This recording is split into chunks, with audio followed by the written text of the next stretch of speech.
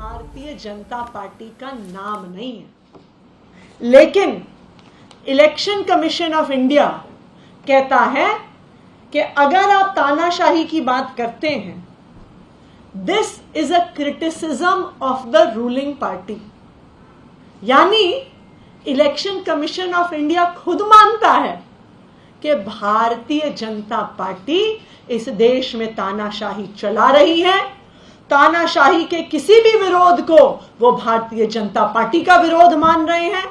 तानाशाही की किसी भी बात को वो प्रधानमंत्री नरेंद्र मोदी जी की बात मान रहे हैं, क्योंकि उनको भी पता है कि आज भारतीय जनता पार्टी पूरी तरह एक तानाशाही के लक्षण दिखा रही है।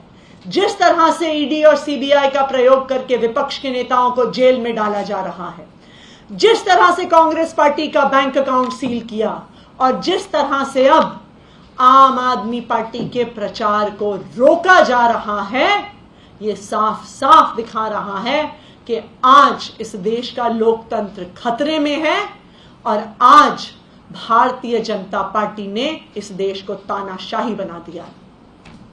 मैं इलेक्शन कमीशन ऑफ इंडिया को यह याद दिलाना चाहूंगी, मैं इलेक्शन कमीशन ऑफ इंडिया के तीनों सदस्यों को यह याद दिलाना चाहूंगी कि आप लोग टीएन शेषन जैसे इलेक्शन कमिश्नर्स के उत्तराधिकारी हैं। टीएन शेषन जी को इतने सालों बाद भी याद किया जाता है क्योंकि उन्होंने भारत में फ्री एंड फेयर इलेक्शंस को एक नई ऊंचाई पर पहुंचाया।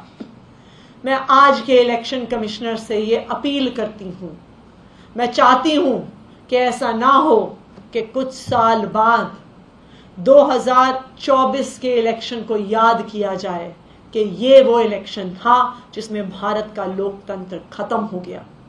ये वो इलेक्शन था जिसमें election commission of India neutral नहीं रही।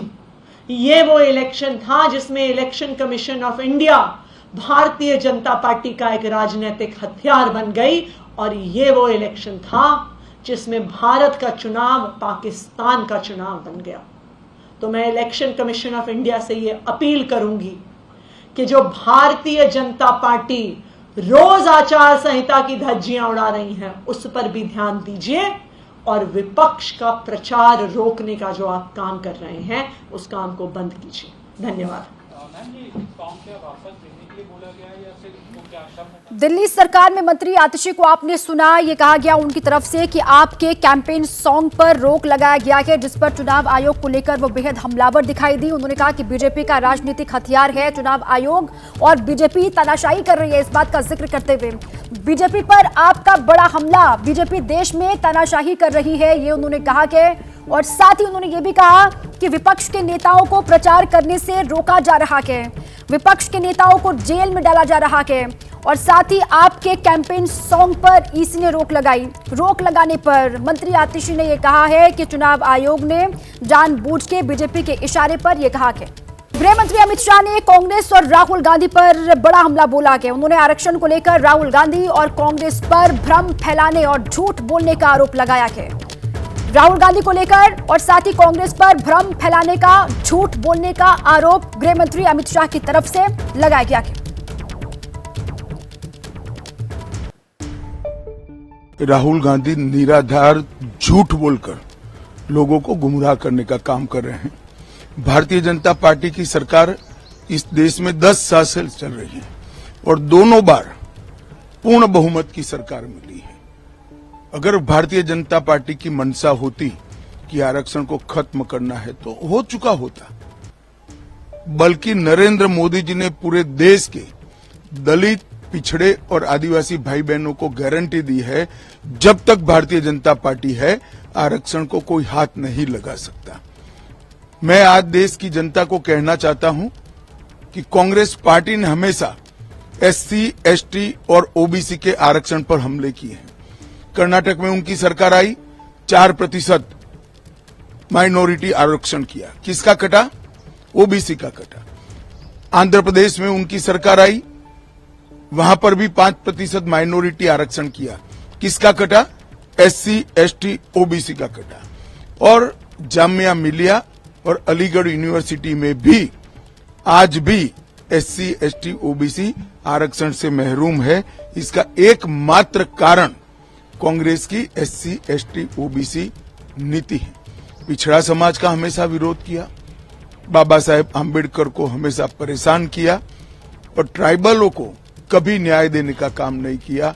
आदिवासियों को न्याय देने का काम नरेंद्र मोदी जी ने किया, द्रौपदी मुर्मू को राष्ट्रपति बनाकर। अगर आपको जाति में भी आपका परिवार ही दिखाई पड़ता है, भाइयों बहनों, खुद अखिलेश कन्नौज से लड़ रहे हैं, मैनपुरी से डिंपल यादव उनकी धर्मपत्नी लड़ रही है, फिरोजाबाद से अक्षय यादव उनके भतीजे लड़ रहे हैं, बदायूं से आदित्य यादव परिवार से लड़ रहे हैं, आजमगढ़ में धर्मेंद्र यादव लड़ रहे हैं। अब कोई 25 साल से बड़ा नहीं है, वरना यूपी की 85 की 85 सीटों पर ये परिवार वालों को ही लड़ाते। भाइयों और बहनों, नरेंद्र मोदी जी ने जातिवाद और परिवारवाद को समाप्त कर यहां पर गरीबों का कल्याण का यज्ञ चलाया है। हर गरीब को अपने जीवन स्तर को ऊपर उठाने का काम नरेंद्र मोदी ने किया। और मित्रों, ये राहुल बाबा अभी अभी पिछड़ा वर्ग के नाम पर झूठ फैला रहे हैं। वो कह रहे हैं कि भाजपा को 400 सीटें दी तो भाजपा आरक्षण हटा देंगे। ये राहुल बाबा में समझ नहीं है भैया, आरक्षण हटाने के लिए पूर्ण बहुमत 2 टर्म से भाजपा के पास है, नरेंद्र मोदी के पास है, परंतु नरेंद्र मोदी जो है वो आरक्षण के समर्थक है। मैं आज मोदी गारंटी कहकर जाता हूं, SC, ST और पिछड़ा वर्ग का आरक्षण ना भाजपा हटाएगी, ना किसी को हटाने देगी, ये मोदी का गारंटी। भाई और बहनों, कर्नाटक में कांग्रेस की सरकार आई, 5% आरक्षण मुसलमानों को दिया। हैदराबाद में कांग्रेस की सरकार थी, 5% आरक्षण मुसलमानों को दिया। किसका कटा? जरा जोर से बोलो, किसका कटा? ओबीसी का कटा, पिछड़े वर्ग का कटा। राहुल बाबा झूठ मत बोलो, पिछड़े वर्ग के आरक्षण को कम करने का काम अगर किसी ने किया है तो ये कांग्रेस पार्टी ने किया है। एटा कासगंज वालों, इन लोगों ने झूठ की फैक्ट्री खोलकर रखी है। उनका जब यहां पर सरकार था, अखिलेश बाबू याद करो, आपकी सरकार थी, पलायन पश्चिमी यूपी से होता था, गुंडे लोगों को त्रस्त करते थे। भाइयों बहनों, आपने भाजपा सरकार 17 में बना दी। योगी आदित्यनाथ के शासन में लोग पलायन नहीं कर रहे हैं, गुंडे पलायन कर रहे हैं, गुंडे पलायन कर रहे हैं। भाई और बहनों, Purvanchal expressway, Bundelkhand expressway, Gorakhpur link expressway, Ballia expressway, Ganga expressway, ये सारे एक्सप्रेसवे बनाकर मोदी जी ने यूपी में रोडों का जाला बनाया। सिर्फ 7000 किलोमीटर नेशनल हाईवे थे, मोदी जी ने ये 10 साल में 7000 किलोमीटर से 12000 किलोमीटर तक पहुंचाने का काम नरेंद्र मोदी ने किया। भाई और बहनों, 9 एयरपोर्ट बन चुके हैं, 12 निर्माणाधीन है और एशिया का सबसे बड़ा एयरपोर्ट जेवर में बन रहा है। 25 से अधिक घरेलू वायु मार्ग बनाए, 12 शहरों में मेट्रो पहुंची है। डिफेंस कॉरिडोर से हजारों युवाओं को रोजगारी मिलने वाली है। 30 नहर योजनाएं मोदी जी ने चालू करी है। 2 एम्स मोदी जी के समय में आए हैं और 68 मेडिकल कॉलेज बन चुके हैं और 22 मेडिकल कॉलेज बनने वाले हैं। भाइयों और बहनों, नरेंद्र मोदी जी ने उत्तर प्रदेश को विकास के युक्त करने का काम किया है। जहां पहले बम धमाके होते थे, गोलियां चलती थी, वहां पर आज बम बनाने के कारखाने डालने का काम हमारे नेता नरेंद्र मोदी जी ने किया। और भाइयों बहनों, मैं राजू भैया के लिए भी कहना चाहता हूं, एटा के विकास के लिए 10 साल में राजू भैया ने कोई कसर नहीं की। अलीगढ़ से कानपुर 305 किलोमीटर का 4वे लोन, भारत माला योजना, एटा कासगंज 4 लेन सड़क, अलीपुर बड़वाड़ा से सहसवान तक गंगा पुल का निर्माण, 410 करोड़ की रेलवे लाइन, 25,000 क्विंटल मिलेट्स केवल और केवल कासगंज से विदेश गए हैं। एटा में मेडिकल कॉलेज, कासगंज में भी मेडिकल कॉलेज सैंक्शन हो गया है। थारा चित्रा में पॉलिटेक्निक कॉलेज, 20,000 ग्रामीण आवास, उज्ज्वला योजना के 1,63,000 लाभार्थी, जवाहर तापीय परियोजना 1320 मेगावाट का बिजली का कारखाना, 2,57,000 गरीबों के घर में नल से जल और 2,70,000 शौचालय का निर्माण। राजू भैया कम बोलने वाले हैं पर ज्यादा काम करने वाले हैं। एक बार जोर से ताली बजा दो राजू भैया के लिए भाइयों। और मैं आज एटा कासगंज वालों को कहकर जाता हूं, ए राजू भैया को सांसद बना दो, उनको बड़ा आदमी बनाने का काम भारतीय जनता पार्टी करेगी। कन्हैया कुमार की उम्मीदवारी को लेकर कांग्रेस के कार्यकर्ता आपस में भिड़ गए हैं। नॉर्थ ईस्ट इलाके में कन्हैया के समर्थन वाले कांग्रेस कार्यकर्ताओं ने कन्हैया का विरोध करने वाले कांग्रेस कार्यकर्ताओं को भगा दिया। बाबरपुर में आज ही चुनावी कार्यालय का कन्हैया उद्घाटन करने वाले हैं, लेकिन उससे पहले आपस में कांग्रेसी कार्यकर्ता भिड़ गए हैं। मुद्दा बाहरी और स्थानीय का है।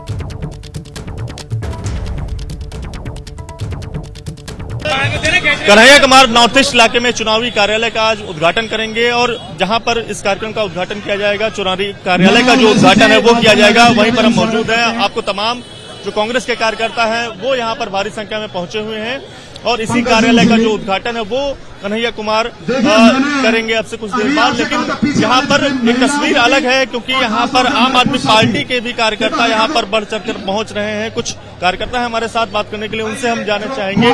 क्या नाम है? मेरा सूरज राठौर नाम है। मैं नन्नगरी से पूर्व वार्ड अध्यक्ष हूँ, आम आदमी पार्टी से सीमापुरी विधानसभा से उपाध्यक्ष।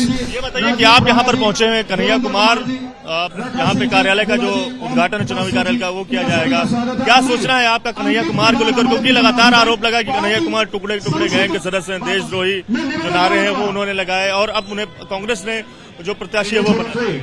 देखिए, ये तो जो आप टुकड़े टुकड़े गैंग की बात कर रहे हैं, ये बेबुनियादी आरोप है, राजनीतिक आरोप है। आप देख सकते हैं, अगर ऐसा कुछ होता तो आप आज उन पे एफआईआर होती, देशद्रोह का मुकदमा होता, लेकिन ऐसा कुछ नहीं है। ये पब्लिक के मन के अंदर इस तरीके से गैंग को बिठाया जा रहा है जो कि है कि ये लोग मोबिलाइज कर सके। और आप देख रहे थे इंडिया गठबंधन ने जो उत्तर पूर्वी दिल्ली को जो कैंडिडेट दिया, एक युवा कैंडिडेट, जेएनयू का पढ़ा लिखा कैंडिडेट, मैं समझ सकता हूँ जब से मैंने होश संभाला है इससे अच्छा कैंडिडेट शायद इस उत्तर पूर्वी दिल्ली में नहीं मिला है। और लोग खुश हैं, कन्हैया कुमार को हम जी जान से जिताएंगे, जमीन पर रहकर जिताएंगे। और आप देख रहे हैं दिल्ली के मुख्यमंत्री अरविंद केजरीवाल, चुने हुए मुख्यमंत्री को तानाशाही से आप जेल में डाल दिया गया है और जनता जेल का जवाब बोर्ड से देने को तैयार है और हम सारे मिलकर के कन्हैया कुमार को जिताएंगे। मनोज तिवारी से बात हो रही थी, उनका कहना था कि कन्हैया कुमार सिर्फ 45-48 दिन के टूर पे आए हैं। बताएंगे कि मनोज तिवारी ने बहुत इस इलाके में काम किया और ये रिपोर्ट वो राहुल गांधी को सौंपेंगे। आप आम आदमी पार्टी के कार्यकर्ता हैं, इंडिया गठबंधन में आम आदमी पार्टी और कांग्रेस यहाँ पे चुनाव लड़ रही है, क्या सोचना है आपका? नहीं, हमारा सोचना तो पॉजिटिव है। हम लोग संविधान बचाने के लिए लड़ रहे हैं, वो संविधान को तानाशाह और करने के लिए लड़ रहे हैं। और रही मनोज तिवारी की बात, वो भी बाहर से आए थे, बिहार से। उन्होंने यहाँ मोदी के नाम पर वोट लड़ा। आज तक क्षेत्र के अंदर किसी भी जनता कोई विकास का कार्य नहीं हुआ। 10 साल में मनोज तिवारी ने केवल उल्टे सीधे बयान दिए, और मुझे लगता नहीं है वो कहीं पढ़े लिखे आदमी भी है, जिस तरीके से वो बोलते हैं। यहाँ पर कितने और लोग आए, कितने लोग आए? हमारे पार्टी के कार्यकर्ता काफी लोग हैं जो अंदर बैठे हुए हैं और यहाँ भी खड़े हुए हैं। काफी लोगों के हम लोग जानते भी, और शायद सूचना भी है कि गोपाल राय जी भी आने वाले हैं। और हमारा किसान खुशहाल होगा, उसी दिन हमारा भारत विकसित भारत के रास्ते पे चलने लगेगा। बिना किसान के खुशहाल हुए विकसित भारत नहीं बन सकता है। जहां किसान दुखी है, वहीं हमारे ये नौजवान जानते होंगे जितने यहां पर सभा में आए हैं, इन नौजवानों का भविष्य भारतीय जनता पार्टी ने अंधकार में डाल दिया है। ये नौजवान नौकरी और रोजगार चाहते थे, इन्हें नौकरी और रोजगार नहीं दिया। बीजेपी की वो झूठी बात और वादे झूठे याद है नौजवानों को, जो बीजेपी ने कहा था कि 2 करोड़ साल में नौकरी देंगे। दिल्ली वालों ने अगर कहा कि 2 करोड़ नौकरी देंगे, तो यूपी वालों ने सब परीक्षाओं के पेपर लीक करा दिए। बताओ, यूपी वाले जो बैठे हैं लखनऊ में, नौजवानों, सब पेपर लीक हो गए कि नहीं हो गए? जितनी परीक्षाएं हुई सब पेपर लीक हो गए। ये इस सरकार में पता नहीं कहां लीकेज है, सब कुछ लीक हो रहा है वहां पे, सब पेपर लीक हो गए। और मैं आप नौजवानों से और पत्रकार साथियों से वो गणित बता करके जा रहा हूं, कई सभाओं में कहा, फिर कहता हूं कि बीजेपी की सरकार ने 60 लाख बच्चों का भविष्य, 60 लाख नौजवानों की उम्मीद पे पानी फेर दिया। और केवल अगर हम हिसाब लगाएं, 60 लाख नौजवान और उनके मां बाप का वोट, अगर हम 3 का गुणा कर दें 60 लाख में, तो बनता है 1 करोड़ 80 लाख। और अगर 1 करोड़ 80 लाख का भाग दे देंगे 80 लोकसभाओं से, तो हर लोकसभा में बीजेपी का 2,25,000 वोट कम हो गया। बताओ पत्रकार साथियों, ये गणित ठीक है कि नहीं ठीक है? अगर 2,25,000 वोट कम हो गया, तो बताओ भरपाई कहां से करेंगे? नौजवानों, केवल आपकी नौकरी नहीं छीनी इन्होंने, आपका 1/3 जीवन बर्बाद कर दिया, या 1/3 जीवन आपका बर्बाद कर दिया। सोचिए, आपका 1/3 जीवन इन्होंने बर्बाद कर दिया, और एक कदम और आगे जा रहे हैं।